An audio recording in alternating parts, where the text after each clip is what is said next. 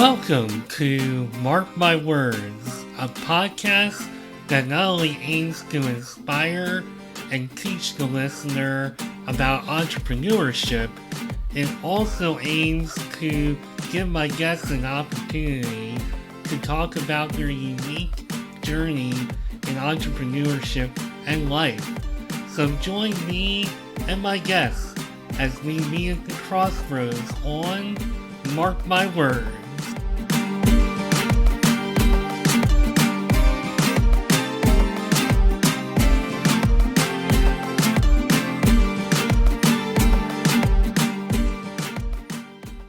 So last year on Mark My Words, I had two really awesome dynamic guests from Utah, and they were Devin Miller, Don Markland, had really great conversations with them and really felt good about those conversations when I was done.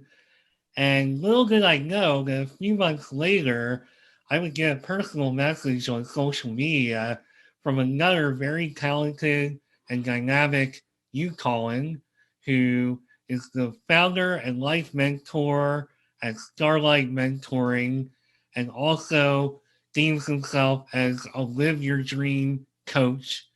He has many, many interests, has traveled all different kind of roads, and I can't wait to talk about some of those things, do my research on LinkedIn and whatnot, as everybody knows that I do. They have a podcast, and I'm going to get the name of it again, How to Rewrite Your Stars. This is a podcast I've listened to. It's a great little show, and there's just so much that I can say about Benjamin Fincher, who also has an interest in Spanish, spent 2 years in Peru, Dungeons and Dragons, which I remember watching a cartoon as a kid, but don't know anything about Dungeons and Dragons since, and has an interest in the science of manifestation, which ties into vision board success. I could say so much more in this intro, but welcome Benjamin Fincher to Mark My Words. How you doing today? Doing well. Thank you very much for that intro, Mark. Glad to be on the show with you. Glad to have you here. I know it took a little bit of coordination off and on to get here. Hope your neck is feeling better. I know there was a Oh, neck massively injury. better. Yeah, I It, don't know what it was. It just, I'm driving to work one day and it just seizes up, and I'm just like, ow. Yeah, it was well, like a day or two later, it fixed itself, but I'm just like, ow, that hurts.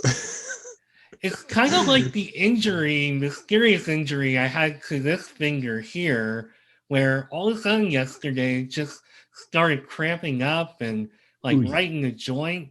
And it's just a finger, it's just right here. But I needed to get Tylenol because it was just bugging me. oh, So wow. sometimes injuries can manifest in the weirdest ways.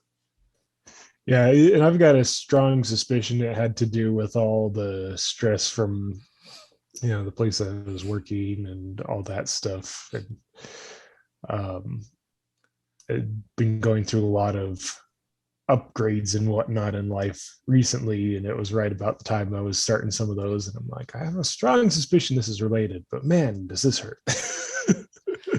Yeah, at least you know the answer to your issue. I have no idea why my finger joint, other than just getting older, would start to bother me like that. But I guess that's another conversation for another time.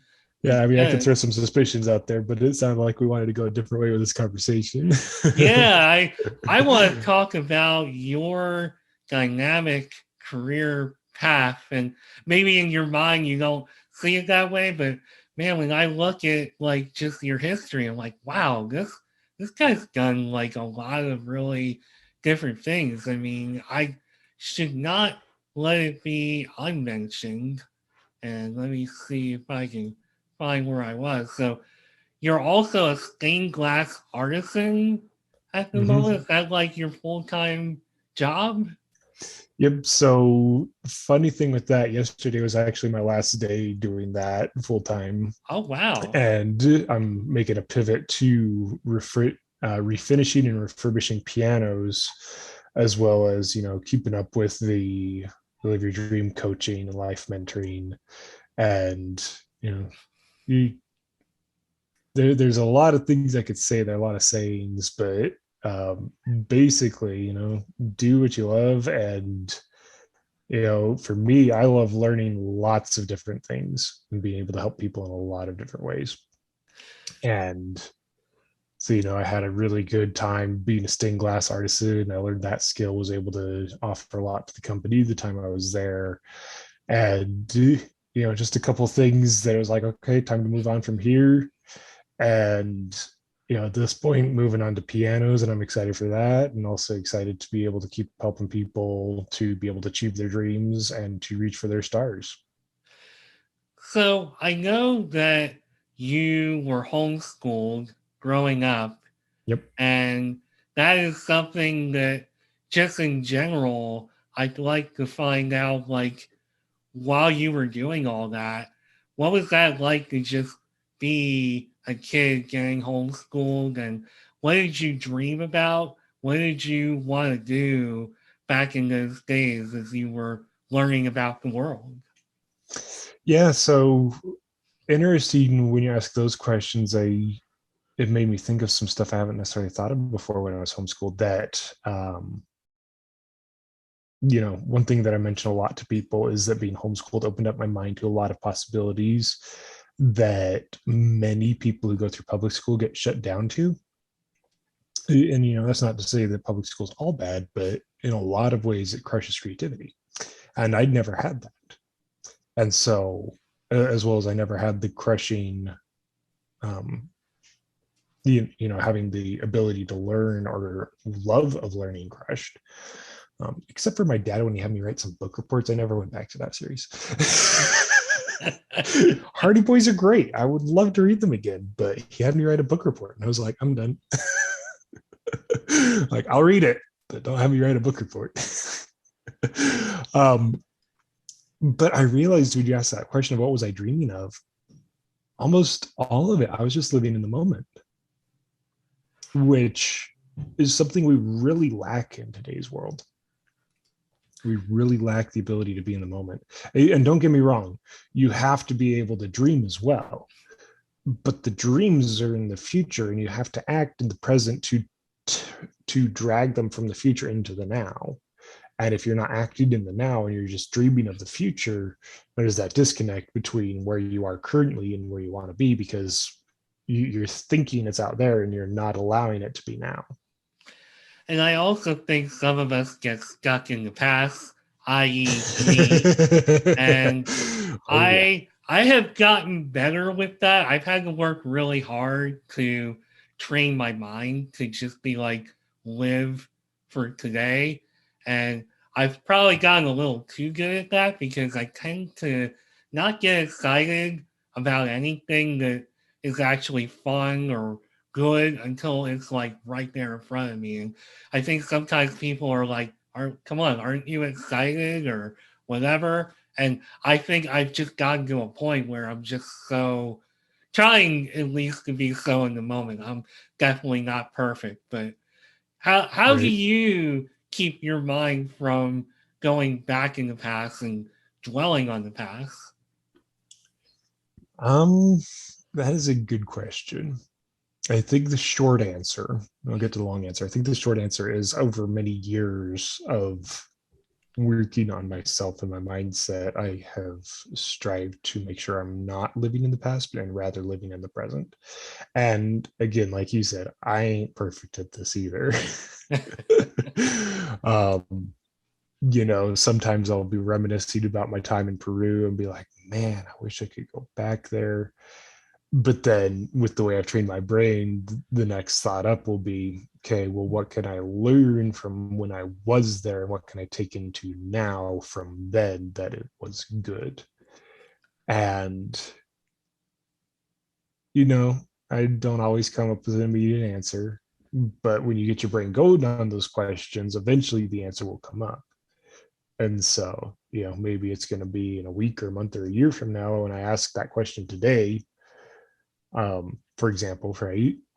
If I asked one of those questions like, oh man, like thinking about the time back there and it was so simple and yada yada. And then I'm like, okay, well, what can I learn from that and take into now? Maybe I come up with something, maybe I don't. And maybe the answer comes, like I said, in a week, a month, or a year, or anytime in between that. And that's okay.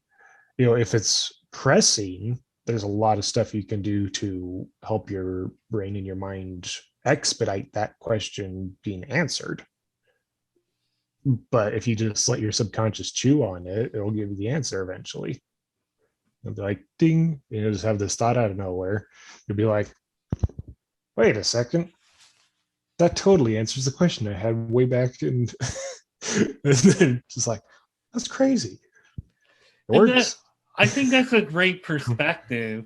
You might go back and reflect and be like, oh, I wish I was there. But you come back around and you're taking something positive and trying to make it productive for today. And hearing that thought process, I, at the very least, am going to take that away. I think that's a very valuable thought process and opinion. And I think that's great the way that you're turning that around and flipping it to a positive, whether it was just a bad experience you had or just, I wish I was there again. And instead I'm here today. But today can be good too. There's a lot going on in the world, but today can still be good. Oh yeah. So Yeah. A lot of people, myself included at times, will live in the past. Maybe it's not for a whole long time, but we'll be thinking and going back to that example of being in Peru, I'll be like, man, I wish I could go back there. And if I start to think to where it's like consuming all of my thought energy, and I'm like wishing and longing and hoping instead of just being like, man, that was really good, and be like placing myself back there and saying, I want to go back there. At this point, it's impossible. I can go back to Peru, but I cannot go back to that time in Peru. That time has passed, years by. And, even if I go back, it's going to be different. And I have gone back to Peru, about a year and a half after I'd lived there for 2 years, and went there for 3 weeks and had an amazing time. But it was totally different from when I was living there. And that's okay. But it was different. And I was living in the moment then instead of living in the past from having been there at that time, if that makes sense. no, that makes a lot of sense. And I think that'll be a good segue into a question about why. So you chose Peru, I'm guessing, as like your mission. And I'd be curious to know why you picked Peru because you talked very enthusiastically about that time. And it must have been an awesome time because it was one of the first things you mentioned in your message to me. And we've already talked about it a lot. So, Mm-hmm. how did that come about? Why did you choose Peru, or did Peru choose you? Yeah. So, not to go religious on you, but just to answer the question, I served as a missionary of the Church of Jesus Christ of Latter day Saints down in Peru. And as missionaries, we don't choose where we go, but rather we're assigned through what we believe is revelation on where to go. And so, in a sense, Peru chose me. Um, Actually, kind of funny because there was a handful of things where I was planning on going on this mission my whole life, and as I was getting ready for it, I knew I wouldn't be choosing, but I was like, I hope I don't go to the southern hemisphere because there's so many poisonous and venomous animals down there, and I hope that I don't go Spanish because I hate Spanish. I hate everything to do with Spanish. And then I realized, oh, I only hate Spanish because I hate Latinos, because I hate Mexicans, because I hate drug cartels. Okay, drug cartels are bad, but the rest of them are good. I had that moment of realization that I had some really messed up thinking, and then I sorted it all out. I'm like, okay, Mexican drug cartels, still pretty bad. The rest of it, take it individually. Some anyone of any nationality can be good or bad, and anyone of any ethnicity can be good or bad, and any language, it's all individual. And it came and hit me like a brick wall, and it's like, oh well, I've been living with a messed up paradigm on that for a while. Let's fix that up. Yeah, And I so, I yeah. totally agree with you. And if you have another thought, continue. Yeah, I was just saying, I've fixed it up, and that was that. Awesome. Yeah, I've just noticed going through, and especially connecting the dots with what you told me about how homeschooling kind of led you to, you feel like a little more of a richer educational experience. And I see just the wide range of things that you've done between landscaping, you were an optician, you used to be an artisan with glass. I mean, how did you wind up in all of these different professions? Were you just trying to find yourself, or did it just happen organically? It happened very organically. I've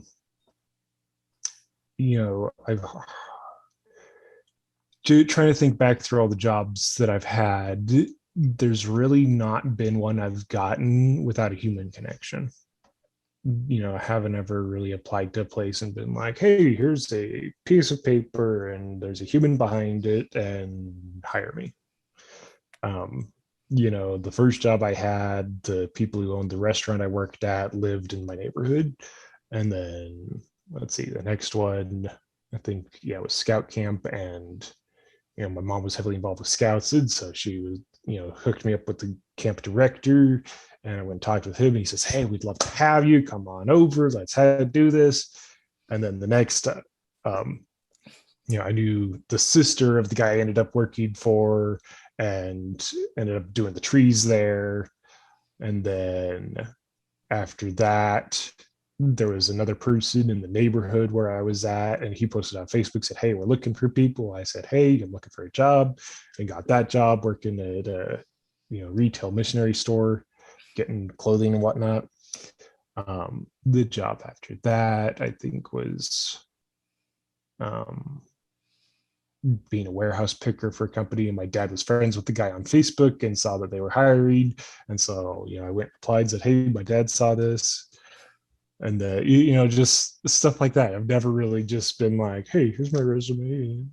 It's been very human, very organic. And arguably the job that I'm pivoting to right now with the pianos is arguably one of the least like that, where I went in and was like, hey, are you guys hiring? I didn't really know people at the time, but I knew somebody who had worked there, which is the entire reason I went there in the first place. And so with all the jobs I've had, it's been very organic, very human based, human connection, all that. And that's been very similar to my personal development route as well, is just connecting with people. And you know it hasn't been let's Google life coaches or life mentors. Great for people that do that and end up with some really good ones, but that wasn't my path. And it's just been oh, hey, you should go listen to this person. Oh, hey, you should listen to this podcast. Oh, hey, you should read this book. Oh, hey, all these connections that have led me along my path. And for better for worse, it's been what it's been. And arguably, without the bad stuff behind it, I wouldn't recognize the good. There's a quote I like that says something like, there has to be opposition in all things, because otherwise we wouldn't be able to tell the good from the bad or the joy from the misery. And we'd just be living at this baseline, no ups, no downs. It'd just be, if you recognize on a heart monitor, that means you're dead. Fair So we enough. have to have downs to be able to experience ups as well. I totally agree with that. Again, that's great logic. And I know I personally have had a ton of jobs, and it kind of like flatlined a little bit after I got out of college. I was at a company for 10 years, which is by far the longest I've ever been with any company. But listening to your history here and just reading through them, like, this is a person who probably can hang with me as far as like how many jobs they've had. Is I know growing up and getting into adulthood, I was a little bit different. I was a little bit lost for a while and didn't really like. I think I knew what I wanted to do, but I was getting a lot of stuff put in my head about what I should be doing with my life, and I kept just jumping around from job to job to job, from one major to the other, back to the one I wanted to do and what I ultimately wound up doing. So I know a little bit about that, and it's at least on your end, it's good to know that that was like a very organic thing and it just kind of happened. And I'm sure that helped like make your life experience and your understanding of people much more rich than it would have been otherwise. Just Oh, yeah. having a major, getting a job, and just having that mindset. So that's really cool. Yeah, and with you mentioning that stuff, it makes me think to mention there was one job that really did not go well for me. And you probably didn't even see this one because I really don't put it out there that I did it. But I did some pest control sales, summer sales out in Texas back in 2020. And, terrible year to start trying to do that in the first place. But True, I true. signed up before it was, a big thing that, the pandemic, all that. But just I learned a lot about people, um, and not a lot of amazing things, if you will, but a lot about what to watch out for. And, ultimately it was a net loss financially, that experience, which is kind of the opposite of the reason I went out. It was like, hey, I earned thousands of dollars in a summer, blah, blah, blah. I'm just like, yeah, cool, let's get married. And because I was getting married at the end of the summer. And so I'm like, yeah, let's go do this and then have a ton of money for marriage. And then I come back and I'm like, well, I'm worse off than I was. You ready to get married? Okay, cool. We did. And we've been working it and, do what we need to. But I learned a lot from that experience, and I decided, I'm going to make sure that this was worth it. And so I wrote out the top 10 lessons I learned from it, which I don't know that I've ever really done that with any other experience. I'm just like, I'm going to learn something from this and not just have it be a net loss entirely. It's going to be a net loss financially and a net gain in the rest of it.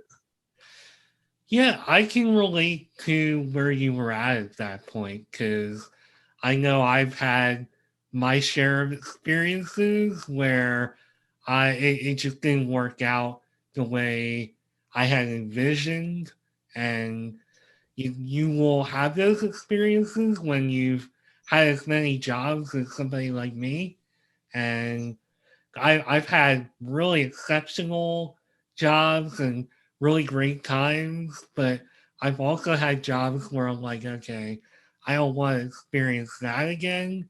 And if I do, if I happen to get into a situation like that, at least I know how to manage it. And Yeah. that's what you take away from the bad. So nobody wants a bad job, but you can learn a lot from it. Oh yeah. Oh yeah. And I like how you said that there, that, if I can, I'm going to stay away from this situation in the future. But if I do somehow end up in a similar one, now I know better how to manage it.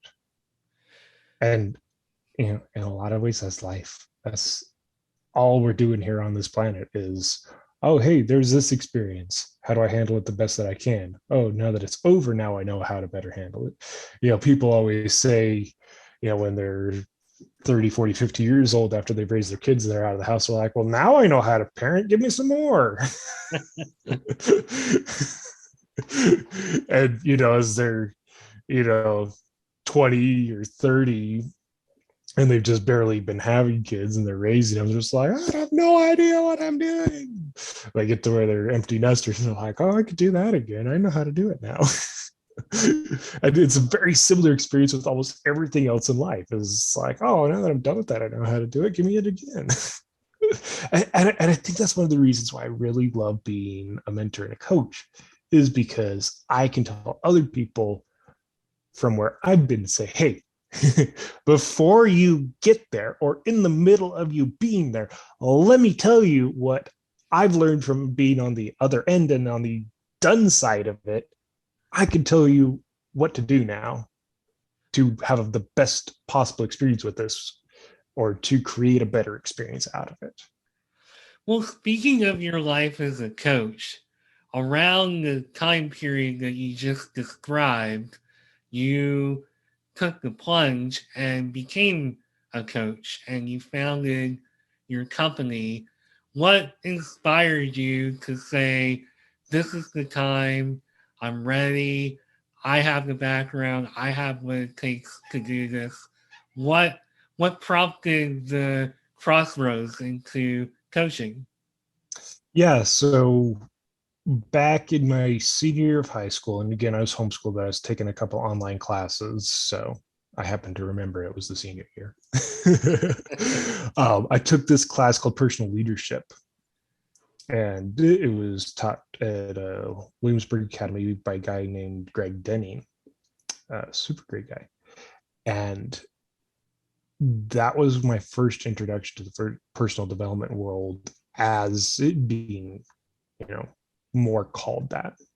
Uh, yeah, I've been trying to improve myself my whole life, but not intensively, if you will. Just, oh, I should be a good person, blah blah blah. And I come across this class, I take it. It's like, oh, I can radically improve myself, and if I teach this, I can get paid for it and make a living off of it. Holy cow! And it just mind blowing moment for me. And so I was like, I want to do that. And then I was like, oh, but you probably need a college degree for that. And I threw it under the rug for a year until I come across this other guy who, he's like, yeah, I just learned how to do this. I barely passed high school. I've never gone to college. I was struggling for years and years and years, and I figured out how to do this. This is how you do this. I was like, dude, if this guy can do it, I can do it. And so, I went to a ton of that guy's seminars and classes and everything. And, it was about 2018, June or so, when I really started doing those classes. And I took I I doubt there was like more than 5 that I missed in between June and maybe the next June. But in January of 2019 is when I finally buckled down. I was like, okay, let's get this business set together, get all the legalities done up. I think that's when I got the website going, and I was like, okay, let's do this. Because at that point I knew that was what I wanted to do. And I was like, hey, let's go. And so that's what I started doing. And I saw a little bit of success, and then I kind of chickened out. I was like, oh, the money's not coming like I thought. And so I went and got a job. And then, 8-9 months later, I'm like, are you kidding me? I told myself I was going to be working on my business on the side, and I have not touched it.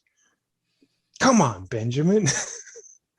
And so I was like, okay, thanks for the job. Bye, guys. That was actually the time I went back to visit Peru right after that. And also right about the time I met who was then going to be my wife. And so I was like, okay, let's work on the business again. And I started working on it, started seeing a little bit more success. And then it was like, oh, we're getting married, and my bank account doesn't exactly inspire confidence in getting married. So I should probably find another job. And so, went back to working, and then wasn't doing as much with my business as I was wanting to. And I actually signed up for mastermind at that point, and that helped, but it didn't get me exactly where I needed to be. And some of it was I wasn't doing exactly what I needed to either, and it's the learning process. And then it's been okay, and business jobs and business and jobs, and I've gotten more to the point where it's doing both at the same time. So I've got the steady income to support my family, but also pursuing my dream and pursuing what I know I want to help people with. And there's another point I was just going to say. Oh, yeah. Those that are familiar with how with Bob Proctor or any of his stuff will know that I have not been doing things the best that you can, because I've been living from the outside in versus the inside out, basically letting the outside world influence how my life will be and just dictate how my life will be, rather than me on the inside deciding how my outside world will be. And that's been a shift that I've been working on recently, on being able to change within myself, because when you live from the inside out, you are in control of your life. You are the one calling the shots. You're the one saying, yeah, this is how I'm going to roll this. This is how this is going to happen. And you're not controlling every single minute detail, obviously, but you're saying, okay, this is the general trend of what's going to happen. And a vision board helped with that, which is, probably part of the reason I fell in love with that to begin with. But yeah, and so I find myself today in that pivot point in between a couple of jobs, and also like, okay, what's my next move with building my business, and just figuring things out. And it's a lot, I'll tell you. It's a be upfront, it's a lot, but to me it's worth it to be able to help people. Well, first of all, welcome to entrepreneurship, because Thank you. everything that you're saying is something that I feel all entrepreneurs kind of go through. And for some, it's more like 8 days, it could be 8 hours, it could be 8 weeks. And in your case, I think you said 8 months. So I know for me, running this show and maybe expanding and doing more as an entrepreneur, I mean, getting that motivation, getting to that point where you feel like all the ideas and the motivation come together, it's tough. It's a very independent and lonely world when you're digging into the entrepreneurial world. And from all these interviews that I've done, that is like one of the biggest lessons I've learned. And I can, if you consider me an entrepreneur with this podcast, I can tell you it's been kind of similar where, I really want to see what I'm doing succeed and flourish and grow, but you also have to be a human being. And Yep. sometimes I have to just walk away. Like last year, I did a whole bunch of episodes the first like 6 months of the year. And then the last 6 months, I did like a handful. But at least I had enough in the queue to kind of keep them coming out the rest of the Mm-hmm. year. But I almost had to kind of like put off doing a little bit more and keeping that momentum going just to be a human being and deal with my life. And just, I had a change in jobs and, still transitioning and trying to find a new job. So it's like it happens. And I think the key is to not beat yourself up too much about it. Be kind to yourself Oh would yeah. be my advice. Well, it sounds like you and I have a very similar podcasting story. Yeah, I do. I am super motivated and driven with this show, but I also hit a point where it's just like, okay, I'm a little tapped out from my day job and whatever else might be going on in life. Like, I need to step back and just be a person and maybe have a few weekends where I'm just hanging out with my wife or messing around on Nintendo Switch or just watching, binging TV shows. I mean, much like I did this morning. So I just I need to like hit more of a balance, and I haven't really found that balance. So it's kind of just goes either I'm working really hard and this guy's way up and quality of life is down, or quality of life is way up and forget about the podcast for a while. And I think a lot of people go through that. An interesting point to that reminds me. I remember reading this article once that talked about, well, how do you find the balance between all the things you're doing in life? And it mentions, like, if you happen to be, like one of us, you're a dad. Well, I'm not a dad yet, but I'll get there. But, for example, you're a dad, you're a husband, you're a worker, you're, wanting to help yourself. You've got obligations to your community and, maybe 5 or 10 other things that you're doing. It's like, how do you balance all these 5 to 15 things that you're doing in life? And the person that was doing the answers to this question said, okay, think of it like a person who's spinning plates on a stick, like the circus act. He's got the stick here and he's spinning the plate on it. Or maybe it's all the sticks lined up around him and he's spinning the plates on all those. Okay, if you only spin one plate, the rest of them will fall over because it needs to be constantly spinning. But if if you don't give enough attention to it, then again, it's going to fall over. So you have to give enough attention to each one continuously to where they'll all keep spinning. And when you said balance, it made me think, you can't do 2 things simultaneously. I can't be talking to you right now and be eating. I mean, I you mean, could. but I can't be doing this, both of them at the exact same moment. No. And people could argue that, but the exact same moment you can't. I could have my mouth full and be talking with my mouth full here, but I can't be swallowing and talking at the same time. Only if I'm talking, then you can take a break and swallow and eat, and that you can like multitask. But no, I understand where you're coming Right. from totally. I don't mean to sound like I'm shooting down your. I get it. I play theory. devil's advocate like that too sometimes. I'm like, well, technically. Well, I guess this is how we're a good fit for this interview then. Right. And the point I'm wanting to make with that is you're never going to be giving your full attention to a self-care thing and to a work thing at the same time. You can do them 10 minutes apart, or you can do them one immediately following the other, but they're never going to be full attention on both of them at the exact same moment. So it's that type of spinning the plates thing. It's like, okay, I'm going to be working on work. Now I'm going to be working on self-care, and vice versa. Now I'm going to be working on being a husband, or be, if you're single, working on dating or social life, or however it looks. And it's a matter of figuring out how that balance works. In the way you were saying, I'm up here doing all the work, and then self-care is all the way down here, or self-care is all the way up here, and I'm not doing any work.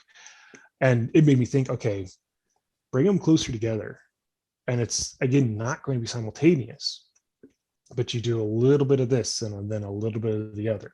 And you do them regularly enough that you have all the plates spinning, and then you just give attention to the one that's starting to slow down. The kicker there is to decide which, if any, of the plates need to stop being in your life. That's a tough question. I've been reading this book, Essentialism, by Greg McKeown, I believe is the author. And it talks about that. And it is an intense approach, but it enables you to have a lot more freedom. And just to finish up with this, it's a matter of practice and constantly trying to figure out what that balance is. Because like you said, most people kind of have this discrepancy, and it's kind of hard to get up to, where it's, just barely offset. But it's that thing you can work towards with that.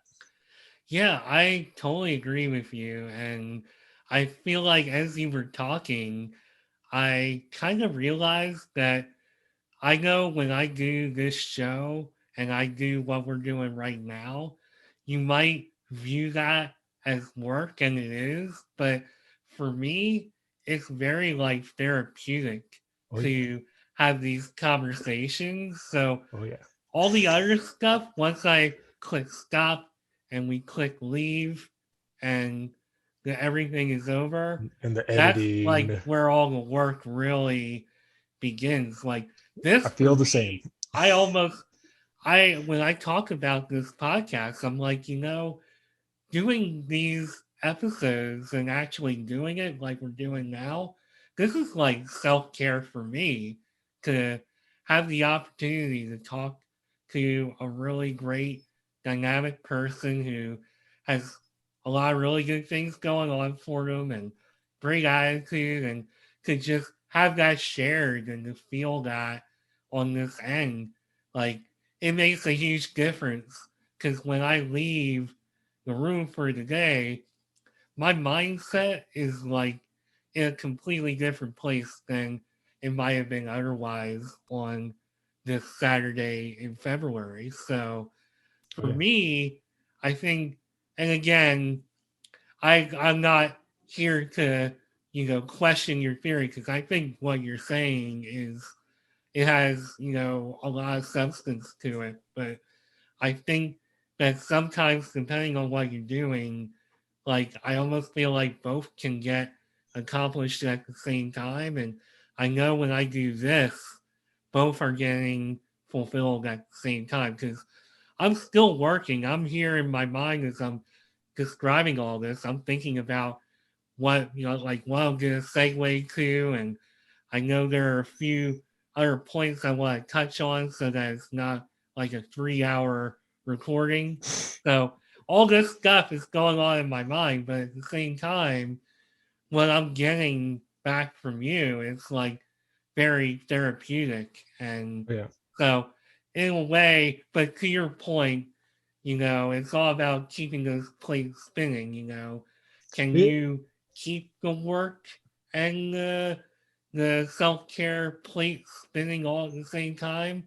Well, kinda, but I think for a lot of us, and even depending on the day for me, if I'm not totally in the right mindset and I'm trying to do all this, one of those plates could spin out and break. So I'm not here to say I'm perfect or I'm Me great neither. or this dynamic person where that's not true. No, I think what you're saying is totally true, but Well, and I agree with what you're saying. There's definitely nuance to it. yeah. And it's said that if you do what you love for work, then you'll never work a day in your life. So technically it's working, but you don't feel that way. And that's one of the beautiful things about how we get to experience this life.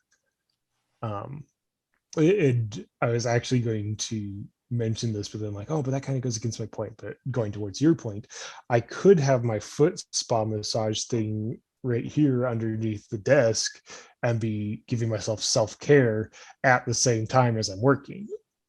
You should. I did that last night. It was nice. I soaked my feet for like 7 hours. It was very nice. Um, but yeah, like there are some things where you can just set it up, like that massage thing. Or I know people sometimes stick a little plaything of sand underneath their desk so they can just have their feet kind of grounded as they're doing stuff. And there's definitely activities that fall under both categories various different times. But the general concept as well is like you got to focus on one at a time. And sometimes two will start spinning as you just work on one. That's great. Um, yeah. So let me, before we run out of time, whatever magical number in time that might be, I just don't want to keep this. I feel like we could talk for like more than an hour here, so I want to. Oh yeah, when I do mine, I have to let the guests know. Yeah, let's probably go more than an hour, hour and a half, maybe 2 hours. Well, let me. Oh, can I let you listeners in on a secret? Yeah, yeah. Go ahead. Go ahead. If you guys are loving this conversation and wish you could get more of it, but tailored to you, start your own podcast like this, I couldn't agree because you'll more. get guests on who want to get out there in the world. And so if they resonate with your podcast, and if it's similar to what Mark does here on Mark My Words, or similar to what I do on How to Rewrite Your Stars, they'll be like, oh yeah, sure. And you'll bring them on and you get to ask them all the questions you want to. And it can totally be exactly what you need to hear. But the great thing about that is that's very listenable by other people, because if it relates to you, it relates to somebody else. And people will come on, you'll be experts in whatever they do, and they'll do it for free because it gives them publicity. It's a wonderful secret about podcasting. I feel like podcasting has really changed my life, and it has really enriched my life. And I know I've talked about it in other episodes. I think I've talked about it a little bit. And to Benjamin's point, I mean, yeah, you can get, even if you don't like make money or have Oh yeah. tons of sponsors or anything, it can still really be a very valuable thing in your life just to meet all different kinds of people from all different walks of life and to learn what inspires them, what makes them tick. I could go on and on. I mean, I agree with you. Start a podcast. Yeah. That's not for everyone either, and that's okay. But it's very rewarding. Well, speaking of being rewarded in life, let's talk a little bit about what you actually do in your coaching life. And I want to just kind of ask, how do you help people find their dreams, and what's like some of the obstacles that you wind up having? Like, how do you help people to get to the point where they have the right mindset and they can go out there and achieve their dream and just get through some of the mind blocks? Yeah. So to kind of give some context and come back around to that, the way I look at dreams is like this: the dream is kind of like an ethereal cloud that hangs around you. And then you can turn that dream into a vision where you kind of condense it down into this big, like yoga ball sized, thing. And then from there, that vision, in order to accomplish it, you need some goals. And so you take that vision, you break it up into, okay, these are like basketball sized goals. And, this is just size examples, but to give it a visual. And then from those basketball sized goals, you break it down into like baseball sized plans, or even sometimes golf ball sized plans. And as you do each one of those steps, you complete basketball after basketball, which then fills up the yoga ball, which then means that that dream is now a reality.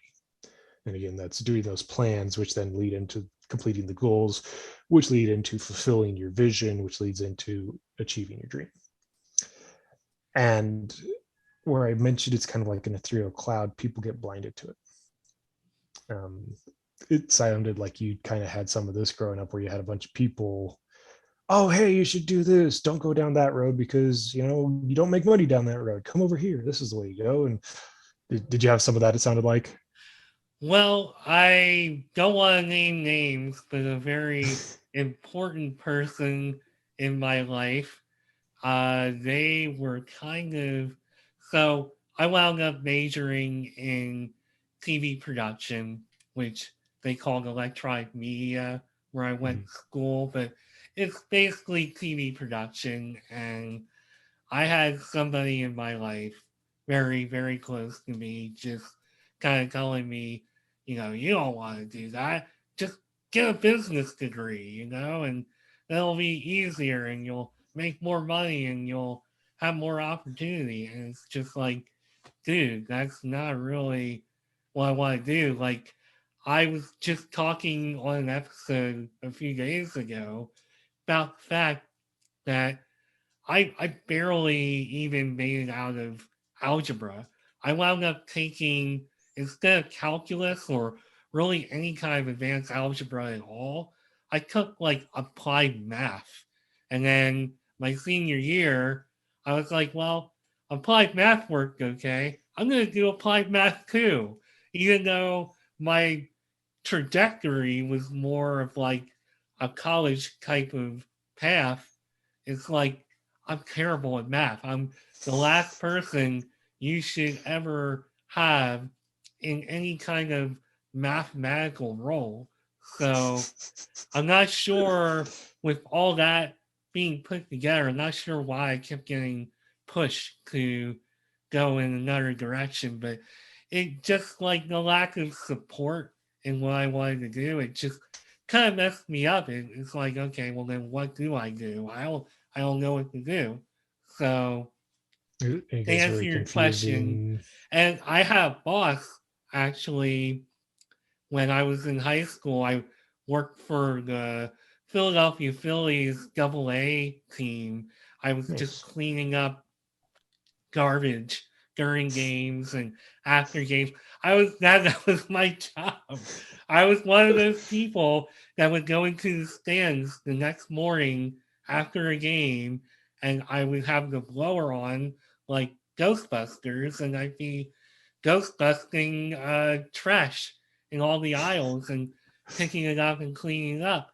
But I remember that boss who is an awesome guy. I'm still in contact with him, but when I told him what I wanted to do, he was just like, "What? Like, no, you're people from running PA don't go on to like New York or California or get involved in the entertainment business. Like, what? Like, and I was just some very skinny, dweeby teenager, so maybe it was hard for them to see that, but I saw it in myself and stuck with it even through all the doubts and whatever, and wound up where I am now. So Cool. So just it sounds like you've been able to actually hold on to your dream. I stuck to my guns. I held on to my dream. That's absolutely Awesome. right, and I think that's why I wanted you on this show, because I feel like what you're doing really resonates with me. And I think it's important for everybody to, support each other's dreams and to nurture that and support as much as they can. I mean, Yeah. obviously, there are things that I shouldn't be doing. I dreamed of becoming one of the many things I wanted to do at one point was get a CDL and be a truck driver. And while I'm a pretty good driver and I would enjoy the adventure, I'm not exactly like, I don't exactly have the personality to coexist in that world. I'm just not like that's got a lot of stuff to hold today. Like that's not where I belong. So, it's Yeah. good to try things out like I did and apparently like you've done a lot of, but Right. I think it's good to kind of like, have the support and stay true to yourself and, you know, go for your dream. Life is short. Go for it. Yeah. And so thanks for sharing that. Kind of helps me to be able to answer the question a little bit better. You were able to hold on to your dream, which is awesome. A lot of people aren't. Be it through elementary school, high school, or college.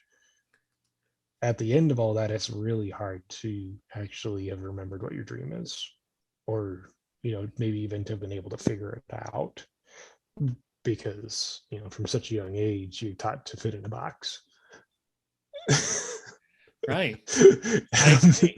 That's one reason I'm very glad I was homeschooled. And not everyone had that opportunity. Not everyone would excel in that opportunity. Not everyone would excel or in either homeschool or public school, and there's some people that would excel very much in homeschool or in public school, and everyone's different that way. um, but with dreams, in a lot of cases, it, there's some influence that's close to us or frequent near us that crushes our dreams at a very early age. And so, the first step is to help people figure out what it is that their dream is. And, sometimes they'll know what it is, and that's awesome. And then it's like, okay, let's figure out what blocks you have around that. Okay, let's work through those. Okay, let's go after it now. And, maybe I'll have the, know about the skill set that's needed, or maybe I'll be like, okay, let me help you with your mindset, and now you find someone that's in that particular area and start following them, start understanding what they do. And if you can, go and ask them, be like, hey, how do I do this? Because, let's say, for example, somebody wanted to be an ice skater as their dream. Okay, I can ice skate well, I have no idea how to pursue it professionally. So I'm be like, okay, this is what you do with your mindset, this is how you work on this. Now go find somebody and start asking them these kind of questions, or start watching them, start doing this type of research, and then get into it. And as you start doing that, you'll be able to start taking those steps to where you start fulfilling your dream. And again, that's condensing that dream, which is the ethereal cloud, into that yoga ball sized vision. And again, some people's dreams are like, the size of the planet or something. That's great. But just for common frame, for the example, using that yoga ball, and then you break it down to those basketballs, you figure out what the plans are within that, being the baseball or golf ball size. And so I'll help them turn the dream into a defined vision, help them figure out, okay, what are the goals here, help them figure out the plans. I can coach them through it and be like, okay, you're going to be running into this type of thinking, this is how you address it. You can be running into this type of stuff, this is how you address it. And just work with them through the whole process. So I have a thought and then a question to kind Okay. of round out this part of the conversation. So there was a point where I dreamed about public speaking and getting my message and my story out there more. This is like 20, 25 years ago, when having a platform like this was not really thought of. I mean, maybe to create a website or to blog or something like that, but to be where we are now, it's like totally different world. Yeah. But doing something like this, and I also, I'm trying to branch out and be on podcasts and would like to speak publicly, but that was a dream of mine years ago. I tucked it away for a number of years because I didn't really know how to get there or if anybody would even listen. And I got to a point where I left my job in 10 years, was given buyout package. I took it, and it kind of like opened a new chapter in my life. And it was a period of time where I looked at myself and I said, what does Mark want to do? Like, what do I really want to do? And that's when it kind of like started slowly but surely opening up to the point where, at the very least, I'm doing this podcast and kind of living out that dream. I still have one or two other dreams that I had a long time ago that I'm still thinking about and want to pursue at some point.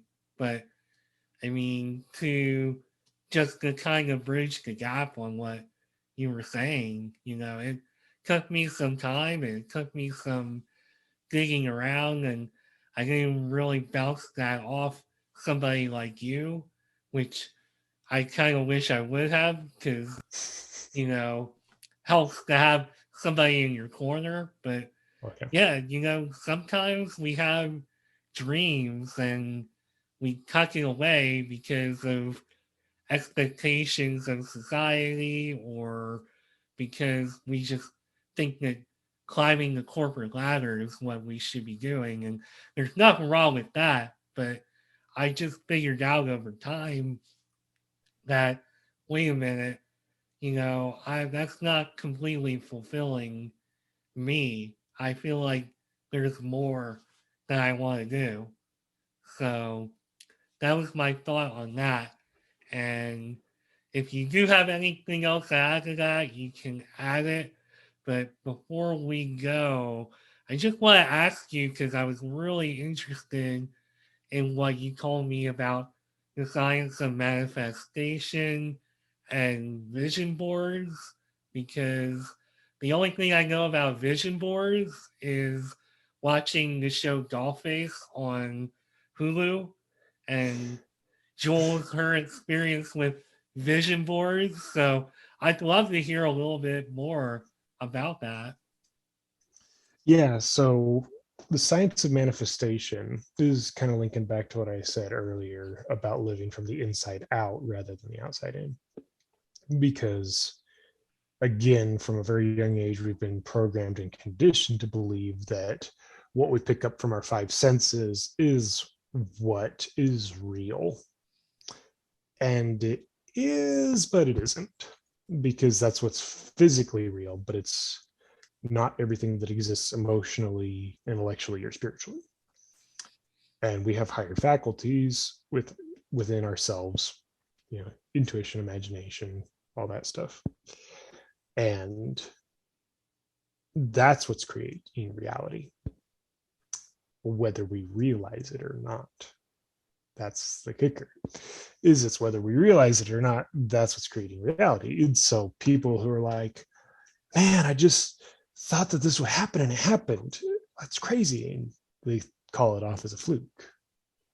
Or it's like, man, I was so worried I was going to drop that and I dropped it. Okay, sounds like you created that. Or, oh man, I was worried the car was going to break down and look, here we are. Sounds like you created that. And people never connect the dots. It's like, come on, it's so simple if you just look at it like this. Or it's like, man, I had this feeling I was going to get the job, and boom, landed it. Seemed like it was insane. I landed it. Sounds like you created it. And it goes either way. And that's kind of what happened with the piano job for me. They were not hiring, as it turns out. But I was like, I feel like I'm going to get this. Ta-da. Fair enough. And to link vision boards to this, I've got my vision board success binder here. Try and get the glare off that. And drew that myself. My vision board's up here, in my office, because that's where I see it more often. It's usually recommended to keep it in your bedroom, but I come with the logic of keep it where you're going to see it. There's many different things that can be said to either of those points, but I'll just leave it at that. And if you're interested, you can go find that out yourself. Just because that could take 10 or more minutes to answer that question. But so here in my vision board success binder, you can see that I've got, many different things that I've achieved throughout the time I've been using the vision board, and I've used one since December of 2015. And as we sit today, I have 54 vision board successes in my binder here. Wow. And so, if you calculate that out, that's somewhere between like one every month and a half to 2 months or so. And the idea behind it is you have it up there and then you start visualizing what would it be like to actually have this. So for example, let's say you want to go on safari to Africa. What's it like to actually be there? Okay, sitting in the Jeep, Smell of diesel is pretty strong. You looking at it's hot. I'm sweating. Wearing this brown clothing, wearing my nice safari hat, and the one person sitting next to me speaking African language to the driver, and then he turns to me and says, "Hey, we're coming up to see the elephants." It's like, oh, awesome. And then I see over there in the distance, I can start to see some gray masses moving. It's like, oh, is that them over there? I pull my camera out. I'm getting ready. And there's a handful of trees scattered around, but mostly we're just kicking up dust and the grass is growing tall. Good man, that sun, it's blazing. Oh my gosh. And then you start to smell some of that animal type smell. And we come around, and then elephants are right there in the watering hole, and I start snapping pictures. Man, this is awesome. I've never visualized that before, but I can put myself in that situation. If I do that constantly, I will end up there some way or another. That's how I went back to Peru, as I was like, okay, I'm going to be there. I was imagining my parents coming with, and that didn't happen because many different reasons. They weren't particularly interested, didn't know Spanish.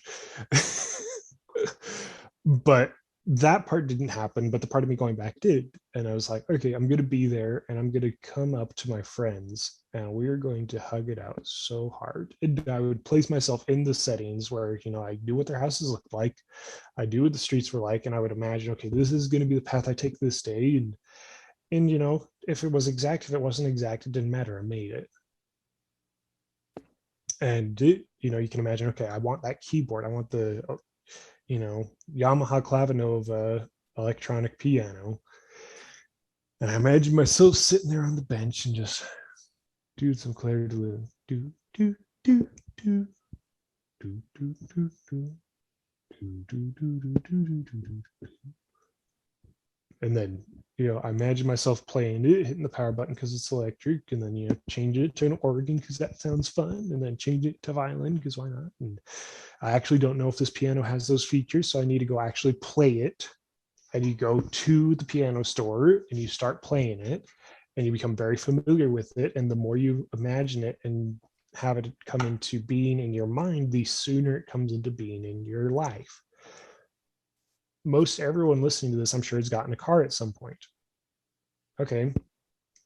How was that? You were like, yeah, it's going to be such a smooth ride, and I'm going to have leg space, and it's going to have all the fancy buttons, and it's going to have Bluetooth and a USB.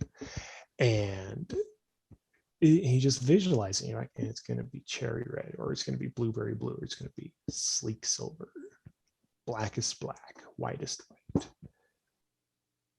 We do this with big things. You can do it with anything. And the key to having it happen is intensity and repetition, because that's what gets past your reticular activating system, your RAS, which is your filter between your conscious and your subconscious mind. The repetition and intensity is what gets past that filter, because your conscious mind just makes decisions. Your subconscious mind runs the whole show.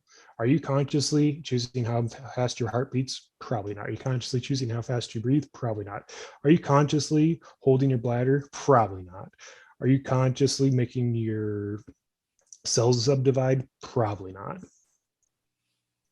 Subconscious is. And it's doing so much more. It's keeping you in the situation you're in right now, at the pay you're having right now, at the relationship level you're having right now, at every single aspect of your life. Your subconscious is running the show like that. Vision board is a key to getting what you want consciously into your subconscious and having it manifest in the physical world. And I can talk a lot more on this, but it's feeling like it's time to have you say something.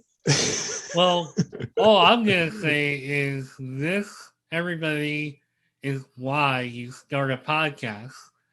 What amazing insight into such an interesting topic that I kind of wish we had a little more time to talk about, but I definitely understand where you're coming from where if I feel like if you're a person who, wants to achieve positive things, but are having a hard time getting to that place on your own, much to a lot of the points you were making of just without the vision board, visualizing it and feeling everything and using your senses with it.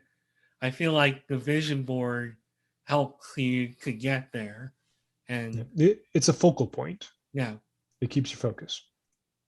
that's amazing. And I can tell just from this conversation and from especially listening to you talk about the vision board. And I mean, again, most of my guests get me feeling pretty positive and feeling good and ready to conquer the world at the end. But everything you described there right now, I'm just like, I'm ready. I'm gonna make a vision board right now. So I You know just the want secret? This is the secret. green electrical tape. Green painter's tape, or masking tape, or blue masking tape, or whatever. You just make it. Whatever tape you have that stands against the wall color in your room, you tape it. Clear tape doesn't really work, but you tape it. Duct tape, as long as you're okay with the paint disappearing later. Well, when I make my vision board, I will not do what Jules on Dollface did to hers. So that's one thing I can promise. Yeah, So don't do that. yeah, I But don't. you just set it up right now. As soon as we're done talking here, you go set it up, and then later you can upgrade it to a corkboard like I've got. But you start it right now with some tape, because that Well, way it's there.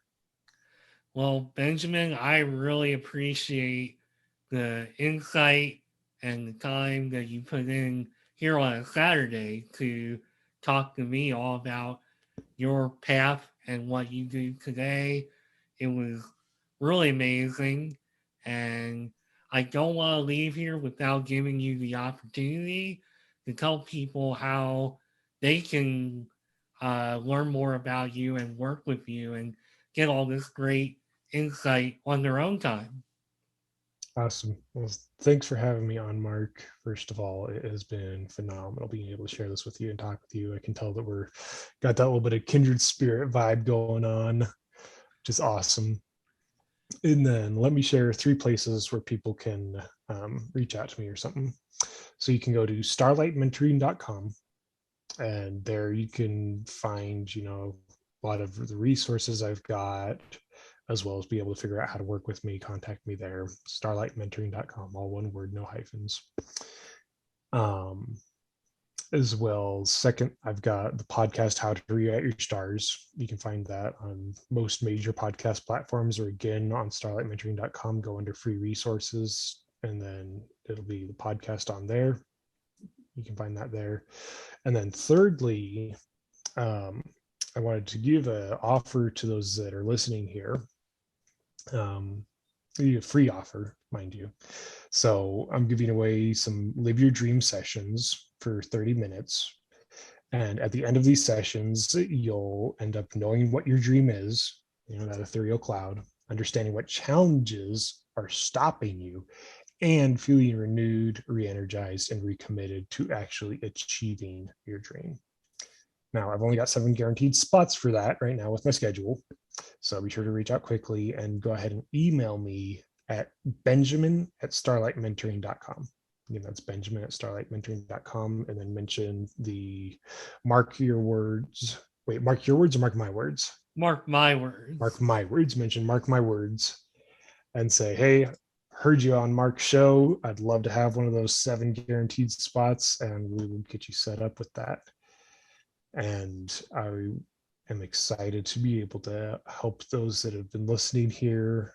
And Mark, you've got a great thing going here. I've been happy to be on the show with you. Well, thank you so much, Benjamin. It was amazing having you on this show. And I knew from the moment that I got that message from you, I'm like, man, this is why I do this show. Like, I have to have this guy on my show. He sounds really interesting and inspiring, and you definitely didn't disappoint by any means. So thank you again for being on Mark My Words. And yeah, I know that what you're doing is just gonna really take off even more, and I wish you nothing but the best. I have total confidence that what you're doing is just gonna keep growing and flourishing. Thank you. So, with all that being said, you can find me really quick on social media. I have Instagram page, Mark My Words 6, and you can also find me at Nimrod79. I'm a huge Green Day fan, so I've held on to that Nimrod handle personally for very many years through many different platforms on the internet. So you can find me on Twitter at that handle. You can, of course, find me on YouTube. You can find me all over social media. LinkedIn, you can find me just at Mark Schmidt. Always happy to have more people connecting. I talk a lot about entrepreneurship and careers. So come find me, join the conversation, and I have nothing else to say. What a great episode. Thanks again to Benjamin Fincher, founder and Live Your Dream coach at Starlight Mentoring. Don't forget about his podcast, How to Rewrite Your Stars. Very nice show. And I know Benjamin has a new season coming at some point. So Yep. Figuring to start releasing either in June or August of this year. So coming up. awesome. Well, I'll be looking forward to it. And I hope others follow that lead and give it a listen. It's a great little show. So I am Mark Schmidt. This was Benjamin Fincher. Thanks for listening to Mark My Words, and I'll be back soon with another great guest. Thanks a lot.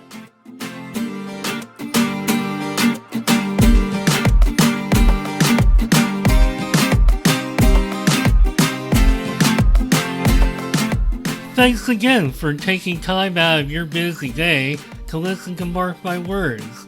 If you would like to connect with me beyond the show, you can find me on LinkedIn at Mark Schmidt, where I will be talking about entrepreneurship, careers, and anything else that is on my mind. You can also connect with me on Twitter and Instagram at Nimrod1979 and Nimrod79 respectively. This podcast also has a page on Instagram at Mark My Words. And finally, if you want to leave me a voicemail or check out what I'm up to with the podcast, come find me at podpage.com/mark-my-words. Thanks again for listening, and I'll be back with a new episode soon. Bye for now.